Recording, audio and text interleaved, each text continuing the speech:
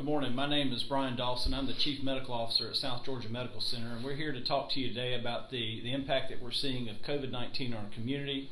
We hope to be able to answer some questions about what's going on with the vaccination of people in our community and some of those questions that we can answer.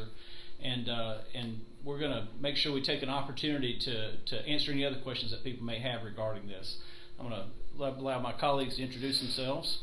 I am William Grove, District Public Health Director, worked at South Georgia Medical Center for 35 years back in the day. And we're dealing with COVID very vigorously since, January, actually since last year, a year and a half now. I live here in Hayhara and been around a long time. So that's pretty much my introduction of me. Thank y'all for listening. I hope we say something that's very valuable to you before this is over with. Ken? Good morning. My name is Kenneth Lowry. I'm the District Epidemiologist for South Health District, and I've been fortunate to have worked in this community for quite some time, and hoping we can offer some information that you find will be valuable and can help you and your family in this community. So I think I'll start off from my standpoint as a hospital-based physician, as the Chief Medical Officer at the hospital. I want to tell you some of the things that we've seen in the hospital over the course of the pandemic, but specifically here recently the last few months. As many of you know, back in March and April of 2020 is when we began to have our initial cases of COVID-19 here in the hospital. Specifically, we had our first case diagnosed on March the 11th of 2020. We did have a small peak then, and then we had another peak of COVID cases that came along during the summer around during the months of July and August of last year. And then we began to have another very gradual increase in cases that began in the fall, and it finally peaked out on January the 12th of this year, January the 12th of 2021, we had 90 cases in the hospital. And I'd like to point out that one thing I thought was interesting about that is we began to give those vaccines here in the community, specifically in the hospital. We gave our first doses of vaccine on December the 21st of 2020. 3 weeks later is when we began to give the second dose of the vaccine, which was on January the 11th, 2021. For those of you who are football fans, that's the day that we had the championship football game. And after that, the very next day, January the 12th, is when we saw our highest number of cases at 90 cases. But very shortly thereafter, over the coming weeks and months, we saw a very rapid decline in the number of cases, to the point that during June at one point we'd gotten down to 3 cases in the hospital when we checked our morning census for COVID patients. Since that time, I can tell you that now we've seen a drastic increase. There's been more than a 10-fold increase since the past 6 to 8 weeks. As of today, we're up to 72 COVID patients are in the hospital. I can tell you that over the course of the past week, some of the things that we've seen, some of the trends that we've seen specifically is that right now we have some patients that are in the ICU, as you can imagine. And earlier in the week, at one point we had 6 patients in the ICU, and their average age was 46. And when we compared this to the peaks we had before, particularly back during the summer of 2020, back then the average age was about 64.7 to 64.8, and it was pretty consistent, but now we're seeing that there's almost a 20-year decrease. We have had some patients that have received the vaccine that have gotten sick with COVID. But I can tell you that demographically, they are a very different population. In fact, on that same day that we saw that that particular day, although we had 54 patients, there were 6 patients who had been vaccinated. And their average age was 78.6. They were about 32 years older than those patients who were downstairs on the ventilator. And at that time, none of those patients were on the ventilator. They were sick enough that they needed to have oxygen and other supportive care, but they were not on the ventilator. So that's what we're seeing in the hospital. We're seeing that our emergency department is excessively busy. We normally, during busy seasons, will see 230 to 240 patients per day. Here recently, we've been seeing upwards of 280 patients per day, and it's put a great strain on the system, as you can imagine. But our staff in the emergency department and all of our clinical units, as well as all the support staff, have done an outstanding job of being able to come up to bat, and make sure that they take care of the people of this community. We do ask that you be patient with us sometimes, because they do have to decide based on people's acuity of illness who they can get back and treat first. From an organizational standpoint, we've also established an area that's on the hospital campus that's going to be over towards the ambulatory surgical center that you'll be hearing more about, We'll be able to provide patients with infusions of the Regeneron product, which is a monoclonal antibody that if given during the first 5 days of the infection, during the first 5 symptomatic days of infection, to selected populations who meet criteria, that it can decrease their risk of hospitalizations by as much as 30%. But let me make sure that I'm very clear. Although it can decrease your risk of hospitalizations by as much as 30%, it still does not have the same efficacy as the vaccine, which even with the Delta variant has about 85% efficacy, and with the original Alpha variant of COVID-19 has about 95% efficacy. And of course, I think we can all relate to the fact that the best treatment for any illness is to just not have it in the first place. So we would strongly recommend that people do get the vaccine. And with that, I want to hand over this next portion of our talk to Dr. Groves so that he can talk to you more about some of the vaccination recommendations we have for vaccinations. Thank you, Dr. Walker. Thank you for listening to me today. I could overwhelm you with facts. I'm not going to do that here today. He's given you a lot of valuable facts. I want to add something to this, and then I want to say something personal to you, those of you that would listen, please. We're seeing a huge increase, of course, across the state, locally in the district. We have 10 counties in our public health district. Huge number of increased hospitalizations, obviously those that are sick. However, this is a surge of the unvaccinated. As he's already said to you, 96, 97, 98% of the people that are getting sick, hospitalization, have to be hospitalized, are the unvaccinated, those who have not been by choice vaccinated. There's a lot of disinformation out there about getting vaccinated. Incredible amount of disinformation. The risk of getting sick from vaccination is getting a problem. Yes, no vaccine's perfect. I'll tell you a little personal story in just a second. I'll not take a whole lot of your time. The risk of getting adverse reactions to the vaccine is something like 1 in 500,000. The risk of death from COVID is 2%. Has been, is now. Now, saying that, we're seeing a much younger age, and this is the unvaccinated. He's already told you about the fact that we're seeing much younger age. The older people have gotten largely vaccinated, not all, and all that should. Vaccination rates right now, as far as we're saying, 40% of Georgians are now fully vaccinated. 27% of Lowndes County residents, as of today, 27% are fully vaccinated. South Health District itself has given about 35,000 doses of the vaccine. I think South Georgia's given 70, 80, I can't remember, a huge number. And of course, I'm going to give you a little personal story here. It goes back, and I'm old, but this is why I can tell this kind of story. During the 1950s, polio, a paralyzing disease of children, was very prominent throughout this country and the world, still is throughout the world. Saying that, my grandfather, who was a doctor in a small town west of here, when I was 10 years old, gave me on a sugar cube with a Salk vaccine for polio, and I swallowed it. And this is what happened back those days. Didn't question authority like we do now, didn't question wise people's advice as we do now on everything, and I've lived through the 60s, 70s, 80s, and I know a lot of why that's happened. Having said that, we didn't have social media then, and we didn't have 24/7 news media then. But get back to my grandfather giving me the vaccine, I obviously didn't get it. Now, I had an aunt, 35 years old, athletic, beautiful lady, who did not have the vaccine athletically. She contracted polio. She was paralyzed from the waist down for the rest of her life, in a wheelchair for the rest of her life. She was at Warm Springs for a period of time where President FDR, when he had polio and he was paralyzed, it was his waist down too. He actually went to Warm Springs too. Saying that we didn't go to movies, we didn't, as I say, we didn't get out and about. We were hunkering down in our homes, in our houses, maybe playing with some friends next door, and that was pretty much it. As you know, you may or may not know, polio in this country, the last case of polio in this country was seen in 1979. You know why that happened? It happened because of vaccine and vaccinations. Number 2, smallpox.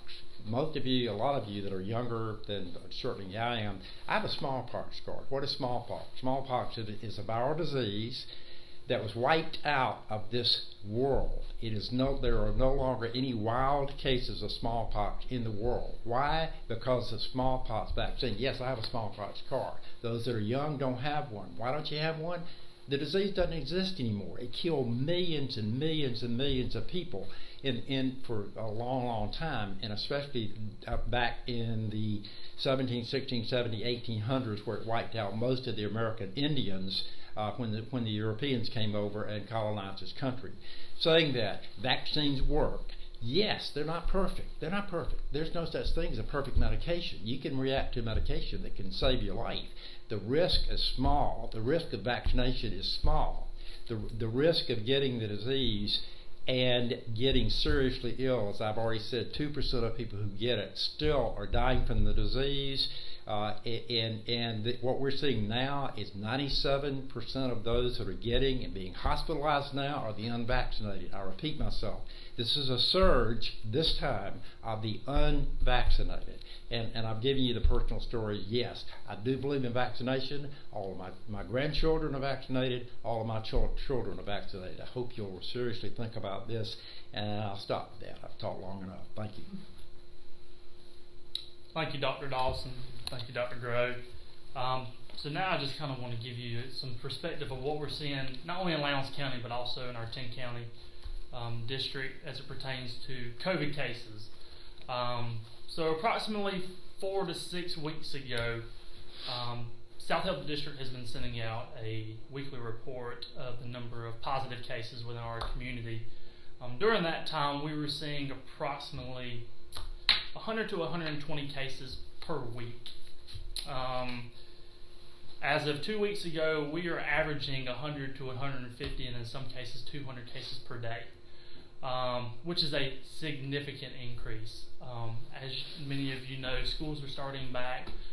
People are starting to get back into congregate settings with large groups of people, which is not a good remedy for what we're seeing right now with just the sheer number of community transmission that we have ongoing in our community. As Dr. Dawson and Dr. Grove already mentioned, our best strategy for combating this disease is vaccination. We encourage anyone that if you need vaccination, please reach out to our health department, the hospital, your private physician. Reach out to them, schedule an appointment. The seriousness of the number of cases that we're seeing right now, we had a discussion about this morning. The numbers that we're seeing right now are equivalent or higher than what we saw last summer. The difference is we have vaccine now. We have something that we can use to combat this, and yet we're still seeing a significant amount of activity in our communities. And unfortunately, we predict that this will continue for some time. We hope it doesn't. As Dr. Dawson's already alluded to, the sheer number of people being seen in the hospital and being hospitalized for severe illness has gone up exponentially. And we just want to make sure that we're giving the correct amount of information, letting you know the strategies that you and your family can use to prevent this illness, not only in your homes but in our communities. Vaccination is the best strategy against this.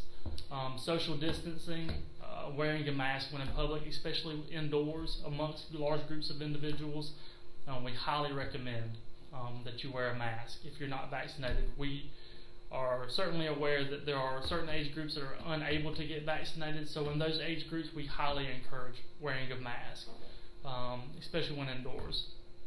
If you can prevent yourself from going to large community events without being able to use these mitigation strategies, we recommend that you reconsider.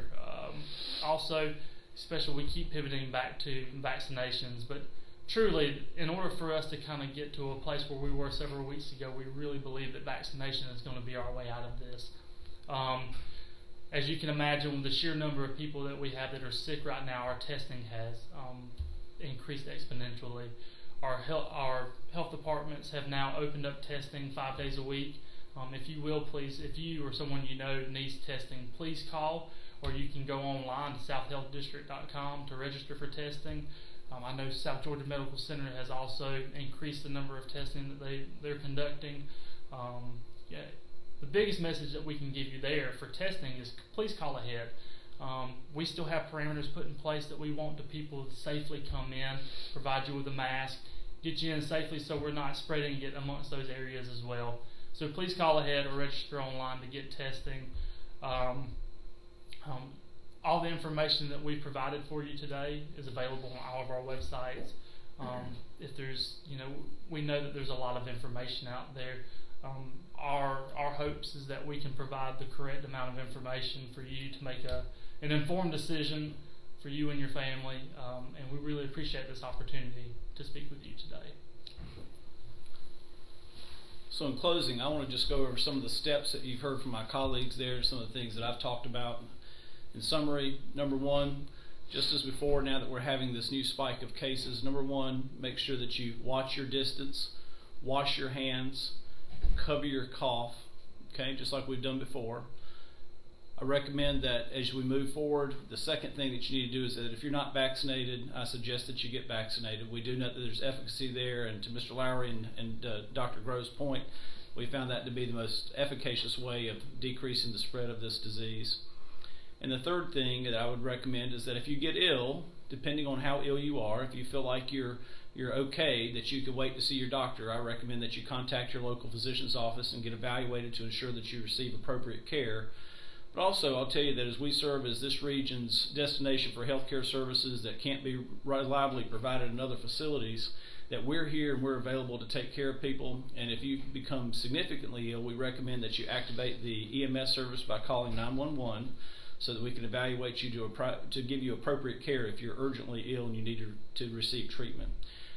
Thank you for taking the time to listen today. I hope that we've been able to answer some of these questions and clarify any concerns that you may have had. And if you'll look on our hospital's website, you can have access to additional information regarding contact times or contact hours that you can come in.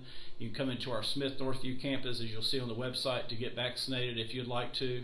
And as always, we're here and available to do anything that we can to help you. Thank you.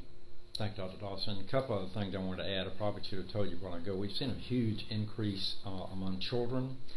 Children cannot be vaccinated except 12 and older. As I said, all 4 of my grandchildren are vaccinated. I was asked this morning by my staff, at a staff meeting this morning, did I think that we should vaccinate children? My answer there is I love my grandchildren dearly, and all 4 are vaccinated, and I agree with that 100%, and all of them are great and doing fine in school. Now, I will tell you, you're going to hear, there was about a July the 4th event in Massachusetts, in Cape Cod, where about 430 vaccinated people actually came down with COVID. You say, well, why not get vaccinated if I'm going to get it anyway? None of them were seriously ill. 70% of them were symptomatic. None of them died from the disease. None of them were hospitalized from the disease. They were vaccinated, and that was the difference. Virtually 100% vaccinated. Again, there's so much incredible information out there, that disinformation that people are talking about, just hard for me to believe. Again, I'm not going to go through the story again with my grandfather, and I'm not going to go through when I was vaccinated, when I was back in the Vietnam era. I was in the military, and I was vaccinated for lots of dread diseases, including yellow fever. Saying that, I was not given a choice about being vaccinated. It was mandated. I was in the military, and I was going to go, and I was going to be vaccinated. This right now is not mandated.